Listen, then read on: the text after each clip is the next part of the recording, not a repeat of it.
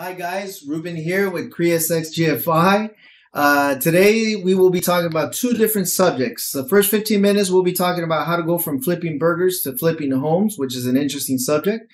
And the second one we'll be talking about how foreclosures get postponed or how to postpone foreclosures. Nice. Again, my name is Ruben and I'll let the rest of the cast introduce themselves. Lex here. Hector here. Kirsten here. Ralphie here. Yvonne. All right, guys, and here we are. So speaking of how to flip a property, right? How to go from working at a job and get into flipping properties. It's interesting how I've come across a lot of people, and maybe Rafael, you can probably tell me best that story that, with your friends that, worked at a burger stand, right? And how when you told me the story, I was like, wow, that's pretty awesome. I was glad that they did what they did and they're doing what they're doing now, which is investing, right? Yeah. And if you can share with us a little bit about the story that you were telling me with everyone here, so that, So it's a friend of mine and his friend, which they're very good at saving. From there, they started working at this restaurant where they worked there for like a year and a half. Okay. Yeah, but their tips are really good there. Okay. Tips are good. They get paid good too as well. So their main goal was to save up as much as possible because they've always been interested in flipping.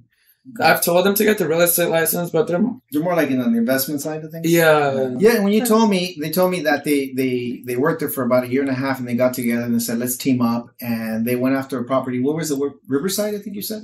No, Montebello. Oh, it's Montebello. Okay. So Montebello, and they put their money aside. They came in with the 20% down, and you told them about the rehab. Yeah, they did. I told them about the 100% rehab. Okay. Which was very helpful, right? Yeah, helpful for very helpful. And then what was the amount that they made at the end of the day? What did they come out? What was their profit? Their profit was $75,000. Wow. For being their first flip. That's crazy. And they get their initial down payment back. They get whatever, and then at the end of the day, paying escrow fees, title fees, agent fees, $75,000 is a good payday. And I think they flipped 4 now. Been on their 4th property now. Yeah, they just started their 5th one right now. Wow. Actually. Wow, that's nice. And that's a good story to hear. And that's something that's interesting. I think it was Hector. You also had a similar story. Yeah, I had a similar story with a buddy of mine. Right. That's a cool story that you said. That's awesome because, it doesn't matter what kind of work they're doing. They always have that mindset that they could do better. So they save their money and invest it. Sure. So I had a buddy of mine. He was working at a car dealership as a salesman. And he was like, man, I really want to invest, but I don't want to do like a traditional mortgage, and sit on a property. And so I explained to him how we could do hard money. Right. And so I explained to him, and then he's like, okay, I have about $50,000 saved. I just don't know what I want to look at. So, he gave me kind of a criteria he was looking. He wanted to do a fix and flip. I ended up finding a property like in the outskirts of San Bernardino. That was about $135,000 with a 20% down payment. We were able to do the whole financing plus the rehab, and he sold in a couple months. And I think his profit was like $75,000. I think he also used 100% of the rehab, he right? Did, yeah, and so that was actually good for him. And for first-time investors, 20% down is the rule of thumb for us, our money lenders. The starting rates are like 899, and we lend 100% of the rehab, and we don't charge until you use the money, which is really good. And I think, Alexis, you had a question to ask me? Oh, yeah. I was going to ask, how different is the process when an investor's buying from a wholesaler? Okay, so it's crazy, but I mean, wholesalers, right? Everybody talks about how can you wholesale?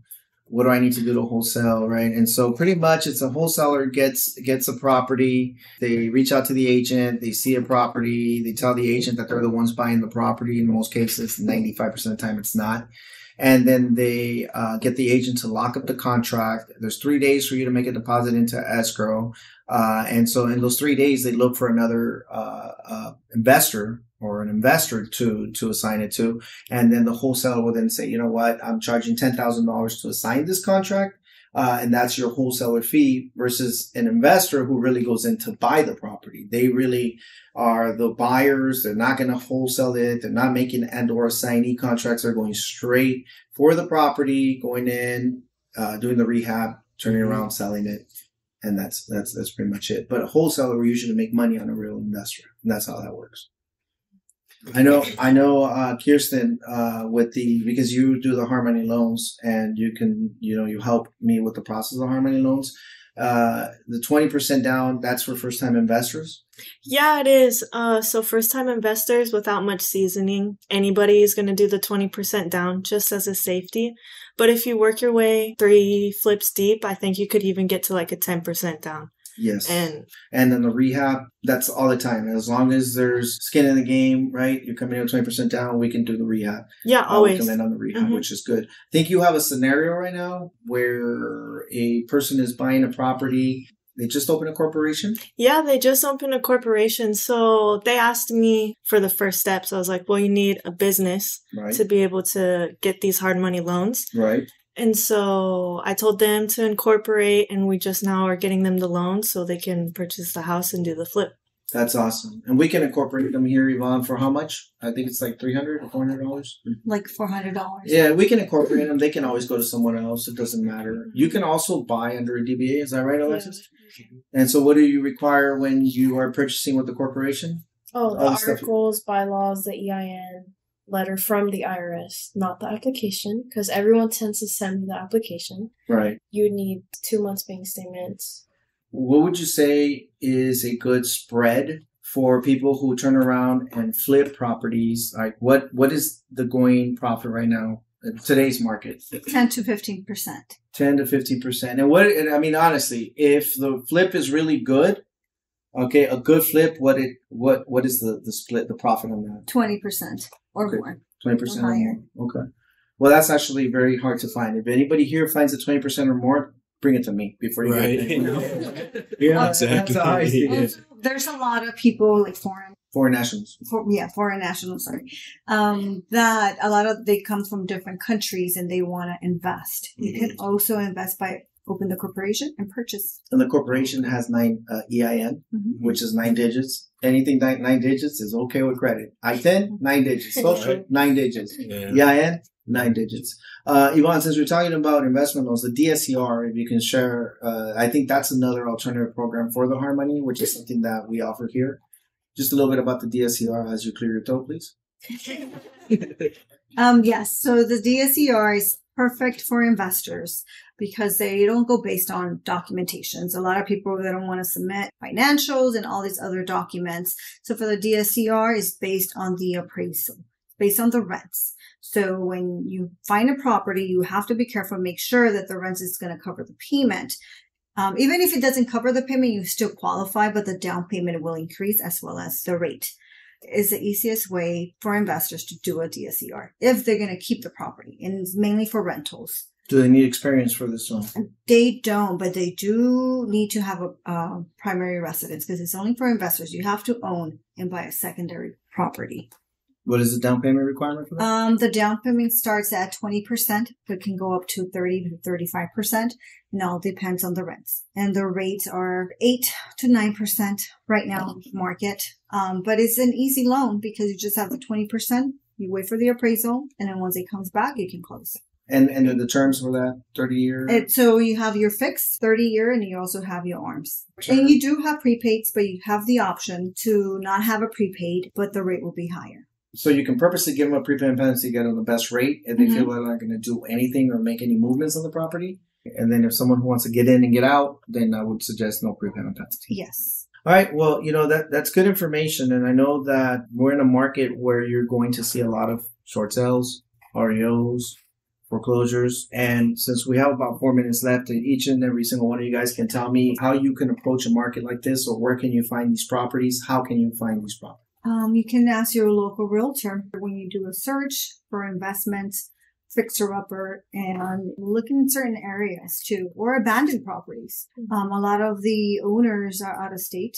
And then Ralphie, would you call? I would call Retran. Okay. Retran to provide me with information. So you call Retran, look for properties that are in foreclosure, see if we can help them out, and if we can, we offer them, some cases, cash for keys. We try to save their home Depending first. What options are available, because every scenario is different. Right. Well, we always want to save their homes first, right? One of the things that we can do, Kirsten, and you can chime in here, besides offering cash for keys like everybody else does, is we can do a few things. One, we can even lend them the money ourselves, right? What's the other loan? The reverse the mortgage. reverse mortgage, right? Yeah. The reverse mortgage. And that can help them save their home? Yeah, so basically a quick rundown, reverse mortgage, 55 plus if you're going to do a jumbo loan, 62 plus regular. Okay. You need about, right now with current market, I would say over 60% equity. This loan is equity driven, not income driven. Okay. So you would never have to worry about making a mortgage payment again. And then there's also an option called the LISA, which means you wouldn't have to pay property taxes and insurance either. It would just take it from the equity of your home. Hector, what's another way to approach these houses that are like in not great condition and you're an investor? Right. How would you? I recommend driving by your local area or any area that you stay in and just look for rundown houses or houses that you think need work. A lot of the times those are absentee owner houses, and you can email the owner and you can buy it off of them for a lower price because of the work that it needs. Okay, awesome. And Alexis, how would you suggest that you can look for? Well, on the Flips. CMLS, you could put in under criteria TLC, and then properties pop up that need work. Okay, TLC, Rehab, need work, yeah, cash. as is. Okay, as is. Okay, that's good information. And that's good information. I'm sure there's many other ways of doing it. But I always say that, whatever the case be, do your numbers first. Put whatever it's going to cost you to do the work, the escrow fees, title fees. Use us as your agent so you can get a good deal on commissions, Always. right? Oh, yeah. And just make a decent profit. 10 to 15 is today's market. Any questions you guys have? Yeah, you can comment below the YouTube video, reach out through Instagram. Beautiful. Well, I'll get back to you guys as soon as possible. If it's not me, it's one of you guys here on the podcast. So if you hear from one of us, it's a legit response. If it's not, I don't know. All right. So with that being said, we're now going to segue into how foreclosures can be postponed. Okay. And we know there's many different ways of doing it, but I like to share this with the public and see if they don't know, now they know. And I'll start with Yvonne. What is one way that you've seen has been very successful at postponing foreclosures? Bankruptcies. Bankruptcies. What type of bankruptcies? Either chapter 7 or chapter 13. Okay. And when you say chapter 7, can you tell me the difference between the chapter 7 and the chapter 13, please? So chapter 7, basically, I'm not an expert in bankruptcy, but the general information is they'll remove all your debt. If you want to file bankrupt, to remove any debt that you owe, you would file chapter 7 to write off on the debt. Right. Chapter 13 is a repayment plan. Usually it's a 5-year term where you negotiate and you make a payment plan and you pay the bankruptcy court the payment for your debts that you're filing under or writing off under chapter 13. Okay. I know the chapter 7, chapter 13, I think we have chapter 11. And I forgot the other chapter, which is farm. I'm thinking chapter 12. I don't know. But I know chapter 7 is for write-off. Chapter 13 is for term. But I know that for the most part, your bankruptcy will postpone under the automatic stay. And, usually if you file bankruptcy, I'm not a bankruptcy person. I'm not an attorney. This is my disclaimer. I'm not trying to do your bankruptcies or anything, nor will I do your bankruptcies. But a bankruptcy professional can help you postpone it and obviously notify the trustee, the person who's selling your bank, which is the entity that's selling your property, right, for the bank. And they provide them with the bankruptcy information to postpone the sale. But I've always said, after you postpone the sale, if it's not a term, chapter 13, 3 or 5 year term, what's your exit strategy? You're only going to be able to postpone it for so long. Are you going to do something about fixing that? I'll call it a setback, right? Yeah. So you can either sell or you can get into what type of loan? The reverse mortgage. The reverse mortgage. Yeah. So I come to you with the reverse mortgage.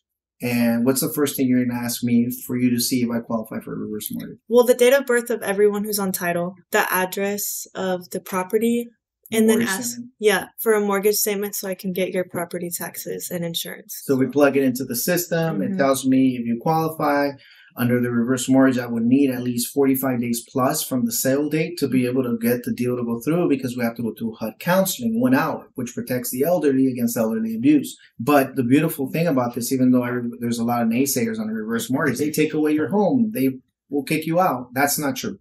There are some conditions. You do have to live in the property. Hey, living in the property 6 months, 1 day. Keep it insured. please keep it insured. They don't want it to burn down. If it does, they're responsible, right? So pay your property taxes. Do not put people on title without their okay. How do you get the okay? You got to attend the counseling course. So whoever wants to go on title has to attend the counseling course, and of course, maintain the property. If you do all that, then there's no issues. Now, they in California, non-judicial state, they don't go in and say, hey, I'm taking the property away. It doesn't work that way. There's a process. So they'll give you a pretty much notification that they're going to call the note due.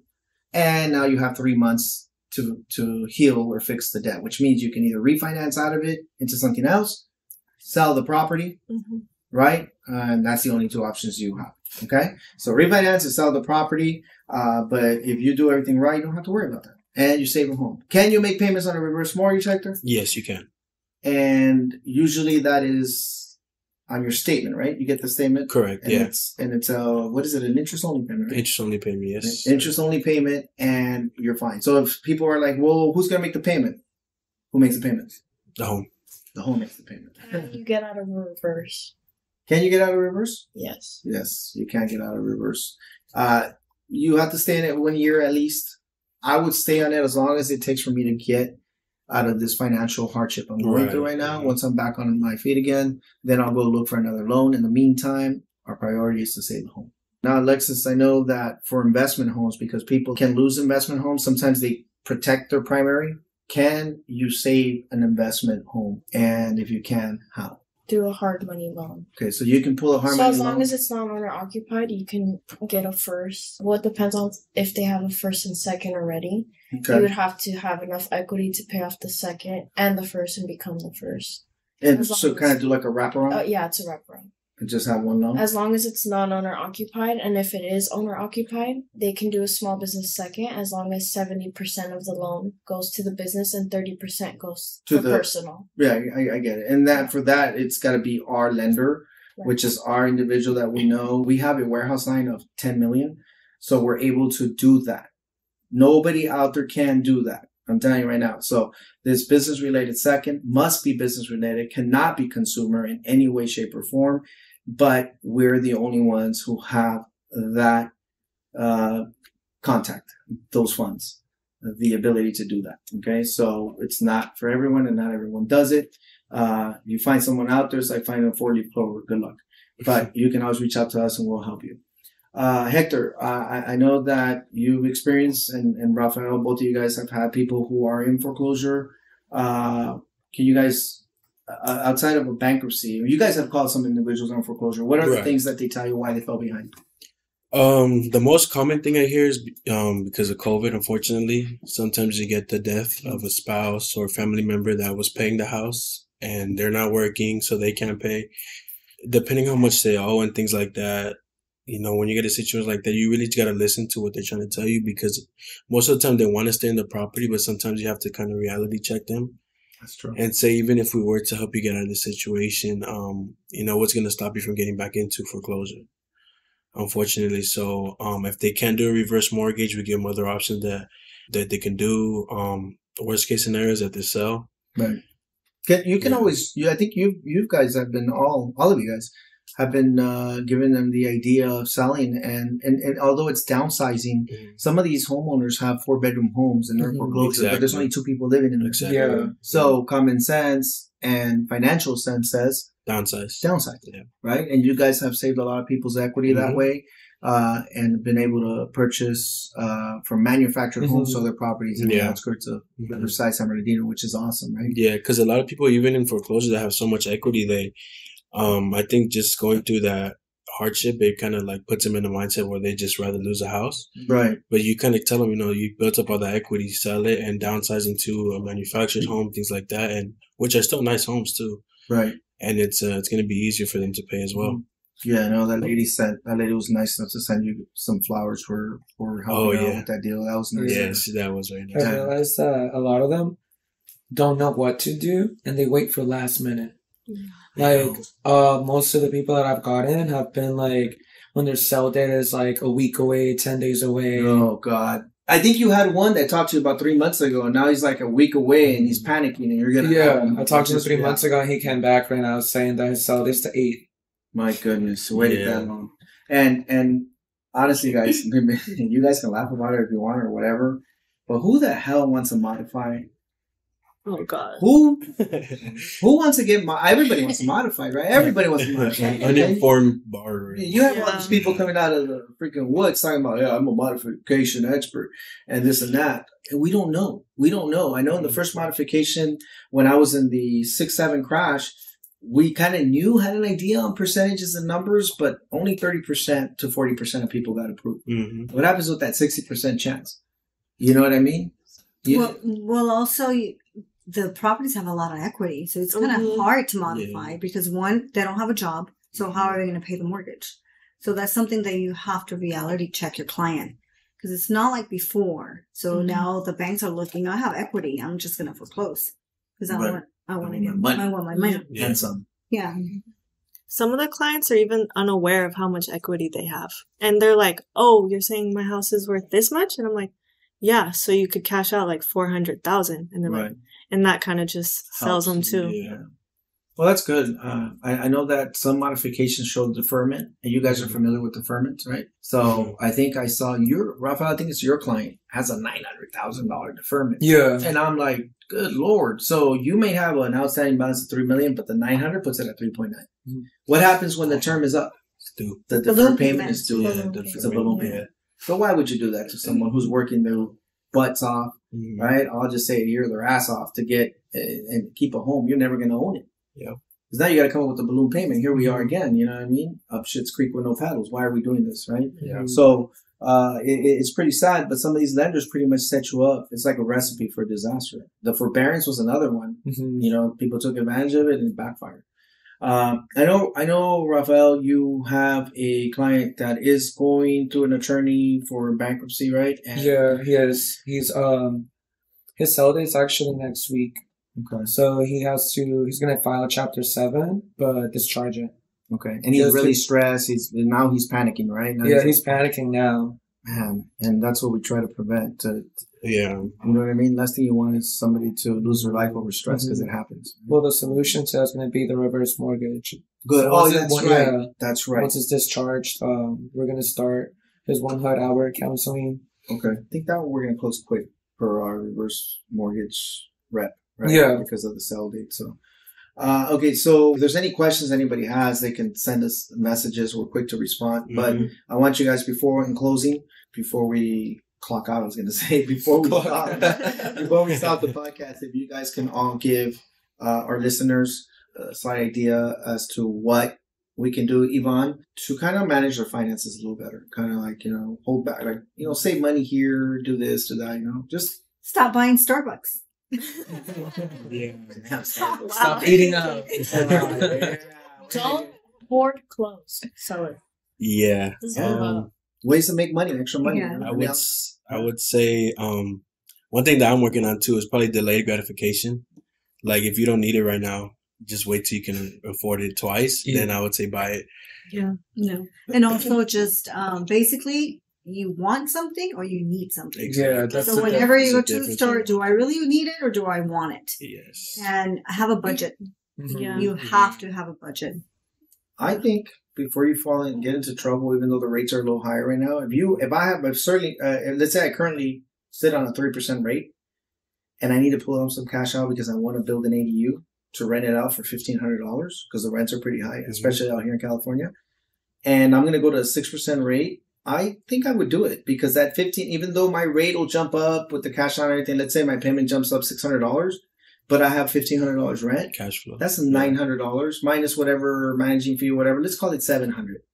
That's $700 in my favor. So I don't want to stop drinking Starbucks. I'm sorry. I want it. I want my coffee. You know what I'm saying? Yeah. So we can find ways to cut back on money or to make more money. You know what I mean? Like me, I sell an offer up. Why not? Yeah. Seriously, those are good ideas. But with that being said, there's a lot of information we can give you guys. We appreciate you guys listening to us. We're subscribers. I think we're at like 468 and growing in 1 month, which is awesome. We've had a lot of phone calls, a lot of people chiming in. We appreciate you guys. We're here for you guys, whether you're a realtor, lender, notary, escrow, title, the individual, whoever. I don't care what you are. Just even UFOs, aliens from another planet. We're here to help you guys out, whatever you need. Subscribe. Please subscribe. Any messages that you guys have, let us know. We'll reach out to you at CreusXGFI on Instagram, CreusXGFI on YouTube, CreusXGFI on TikTok. Or call 562-382-1133. That was All Ivan, right. by the way. That's right. All right, guys. Well, this is Ruben again signing out. See you guys again next week. Yvonne. I'll see you guys later, Ralph. Kirsten signing off. Hector. Lex signing off. Peace.